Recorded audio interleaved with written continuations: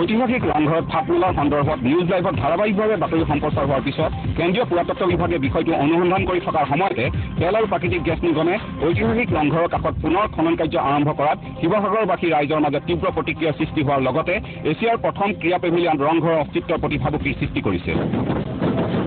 বিষয়টোৰ সন্দৰ্ভত অনুসন্ধান কৰিবলৈ কেন্দ্ৰীয় পুৰাতত্ব বিভাগৰ উচ্চপদস্থ বিষয়াই ৰংঘৰ পৰিদৰ্শন কৰি ফাটসমূহ শ্লাইডত পৰীক্ষাৰ ব্যৱস্থা কৰিছিল। গুৱাহাটী চক্ৰৰ ভাৰতীয় পুৰাতত্ব জৰীপ বিভাগে বুৰঞ্জীবিদ ডক্টৰ যোগেন্দ্ৰনাথ ফুকনৰ নেতৃত্বত গঠন কৰি দিয়া বিশেষজ্ঞ দলে ৰংঘৰত ফাট মেলাৰ সন্দৰ্ভত অনুসন্ধান কৰিছিল। ইয়াৰ পিছতো তেল আৰু প্ৰাকৃতিক গেছ নিগমে সকলোকে স্তম্ভিত কৰি ৰংঘৰৰ সমীপতে E2005 নম্বৰৰ এটি বৃহৎ তৈলখাট স্থাপন কৰি খনন কাৰ্য আৰম্ভ কৰাত ৰংঘৰৰ অস্তিত্বৰ প্ৰতি পুনৰ ভাবুকিৰ সৃষ্টি কৰিছে।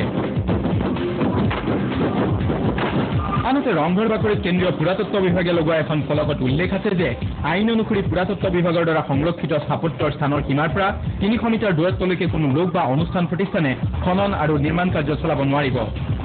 তেনে ক্ষেত্ৰত দিনটোৰ 24 ঘণ্টাই খনন কাৰ্য চলাই ভূগৰ্ভত কম্পনাংকৰ সৃষ্টি কৰা তৈলখাটটোৰ সন্দৰ্ভত পুৰাতত্ব বিভাগে মৌনতা অৱলম্বন কৰাটো তাৎপৰ্যপূৰ্ণ। দেশী বিদেশী পৰ্যটকক আকৰ্ষণ কৰা ঐতিহাসিক ৰংঘৰৰ সৌন্দৰ্য ম্লান কৰি ৰংঘৰৰ সমীপতে স্থাপন কৰা হৈছে কেইবাটাও মোবাইল কোম্পানীৰ সুউচ্চ টাৱাৰ। ৰংঘৰৰ সমীপত ONGCৰ তৈলখাট আৰু মোবাইল টাৱাৰ স্থাপন কৰা কাৰ্যত জিলা প্ৰশাসনৰ ভূমিকাকো ৰাইজে সন্দেহ প্ৰকাশ কৰিছে।